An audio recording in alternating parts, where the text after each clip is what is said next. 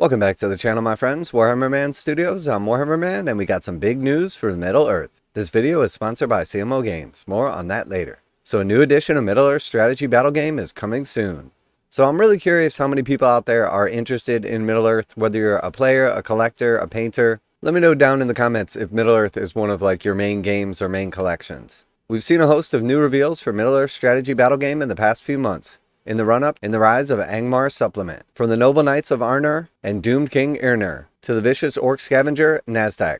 But if you thought that was the biggest news of the year, you ain't seen nothing yet. Today we can reveal that something special for Middle-earth strategy battle game is just around the corner. 6 years after the release of Lord of the Rings Battle for Pelennor Fields, a whole new edition of the game is galloping towards us.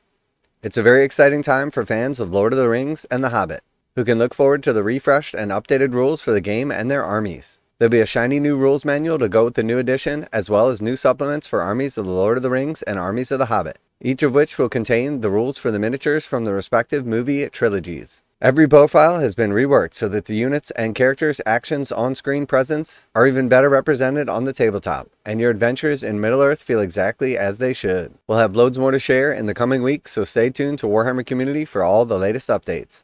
What else does the future hold for the Middle-earth? Well, we couldn't possibly speculate. So we have Lord of the Rings, The War of the Rohirrim. So pretty cool, definitely exciting for people out there that are Lord of the Rings fans. I've always enjoyed the books and the movies and everything. Never really got into the games. I've picked up a thing here or there.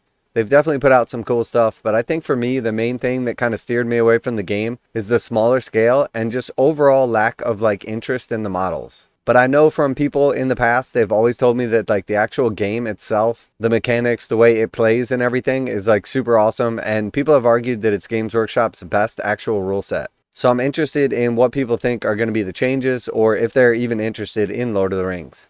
But that's actually not it for Lord of the Rings. Alongside a new edition of the game being announced, we have another announcement as well. So same day, interesting choice to announce stuff coming for the old edition, now that you know the new edition is around the corner. But let's take a look. Middle-earth strategy battle game, The Rise of Angmar. Welcome back to The Road Goes Ever On and On, a monthly blog covering all the things Middle-earth. This time we'll be exploring the details of last month's teaser and showing you everything else that's coming.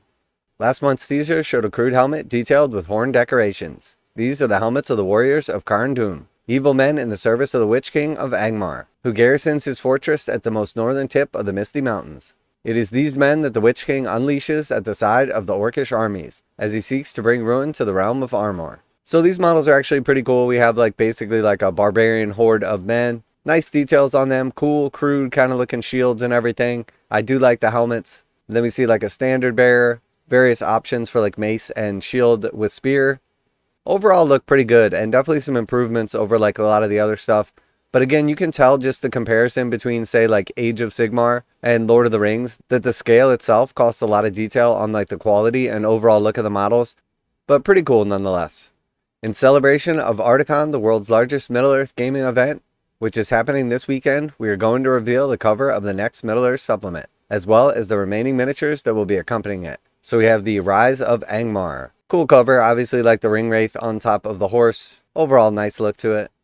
This 112-page supplement covers the events of Angmar's founding, the Witch King's rise to power, and his wars with the Kingdom of Arnor. The book also includes an appendix section following the Chieftains and Dúnedain before the final years of the Third Age. So we have Aldrac, the Warlord of Carn Dûm. So again, pretty nice model right here, definitely cool looking. Definitely kind of fits the look of some of the chaos stuff that's come out recently for Warhammer Age of Sigmar. Cool pose, he's got a shield in one hand, he's swinging his mace, definitely an action pose. Cool details on the cloak with the feathers and everything, and again nice helmet, definitely a neat model. The leader of the warriors of Carn Dûm, Aldrac, is a callous and barbaric leader who will stop at nothing to slaughter the people of Arnor in the name of the Witch King. When he goes to war, Aldrac is driven into a wild battle frenzy, allowing him to declare a free heroic combat, so long as he killed something in the previous turn. Now a quick message from today's sponsor. CMO Games has been selling Games Workshop products online for over 20 years. They carry the full line of Games Workshop products, including Warhammer 40,000, Age of Sigmar, Necromunda, Blood Bowl, paint tools, and more. Almost all Games Workshop products are priced at 15% off MSRP. CMO Games takes pre-orders for most Games Workshop products released at their earliest date possible. 12:01 a.m. on Saturday, they go live. Most of these pre-order products are also priced at 15% off MSRP. CMO Games offer free shipping in the US 48 with an order of $50 or more. Their customer service is top-notch and they ship most orders within 24 hours. Visit CMOgames.com using the affiliate link in the description and let them know that you heard about CMO Games from Warhammer Man. Now, back to the video. And then we have Fráecht, Vassal of the Witch King. A man of Carn Dûm with a fanatical devotion to the Witch King, Fráecht acts as a master's advocate within the northern fortress. Though he doesn't possess any actual magical powers of his own, the men of Carn Dûm believe that Fráecht has been blessed by the Witch King himself, that the incantations of power he chants are able to conjure strength, swiftness, and durability within those who follow him. So again, nice looking model right here. Definitely has a wizard look to him. Cool staff. He's got like a little pendant with some bones on it. Again, nice detail right here. This is definitely one of the better looking models for Lord of the Rings. Alright, and then we have Aranarth, first chieftain of the Dúnedain. The son of Arvenduil, Aranarth did not become king after Arnor fell. Instead, he would begin the line of his chieftains of Dúnedain, a line that would one day result in Aragorn. A master of bow and expert shot, Aranarth leads the rangers to the north into battle. His chieftain of the Dúnedain special rule spurring them onwards as they fight the corrupted Angmar. So not a bad model right here. Again, you can just totally see the lack of detail. It is a nice looking model and everything. But again, when I just compare these to like the stuff that's coming out for Age of Sigmar, there is just a vast difference in like overall coolness and quality. And while it's definitely cool, I am just not impressed.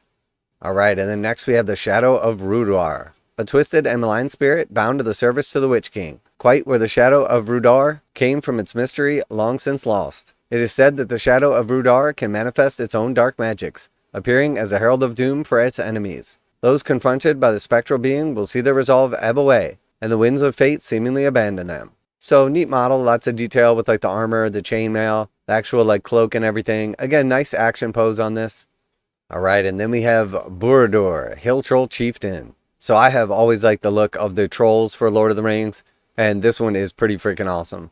Buhrdûr has returned with a glorious new model befitting his status as the Hill Troll Chieftain. Alongside the new miniature, Buhrdûr has a new legendary legion that focuses around him and his unrelenting horde, utilizing his impressive cunning to gain an advantage over his foes. Alright, and then we have some hill trolls to go along with them. And again, these are absolutely awesome. I love the sort of like tattered, put together like cloaks and everything. The hunt stature, the details in the skin. I think by far the actual trolls in Lord of the Rings are my favorite. The hills of Angmar, Rhudaur, and the other lands under the command of the Witch King are filled with more than just orcs and evil men. Hill trolls can also be found roaming there. Unlike the cave trolls or Mordor trolls, these creatures possess a keener mind, and their hill troll intelligence, something also shared by Buhrdûr, allows them to combat their enemies more effectively. So very cool, definitely a big fan of the trolls. These guys look awesome. And next we have werewolves. So pretty cool pose overall, couple of different models. These werewolves are jacked, and again, nice detail on the fur, the tactical rocks. Pretty cool look to these. It has long been rumored that the Dark Lord has werewolves in his service, creatures that can change their form. However, over the ages, they have devolved, and by the time the Witch King rises, they have long since lost their ability to shapeshift, and instead appear as great vicious wolves. Such is the ferocity of these werewolves that when they pounce, their feral rage can send their foes sprawling to the ground. All of this, as well as the other Middle-earth reveals from the past months, will be available to pre-order soon, so keep your eyes peeled on Warhammer Community for more details. So definitely some cool announcements and cool stuff coming for Middle-earth, The Lord of the Rings, and Middle-earth strategy battle game. Definitely some neat models, also another new book, but it's always kind of a questionable decision when Games Workshop puts out like a book or new stuff to purchase when you know that there's a new edition right around the corner. So it is strange that they would announce this stuff and then also on the same day announce that a new edition is coming, because it's got to cannibalize a lot of their sales, or at least make people hesitant to buy like the old stuff that's going to be almost immediately outdated. So let me know what you're excited about. Are you super pumped for a new edition of the game? Are you looking forward to the Rise of Angmar? Are you more interested in the actual models themselves?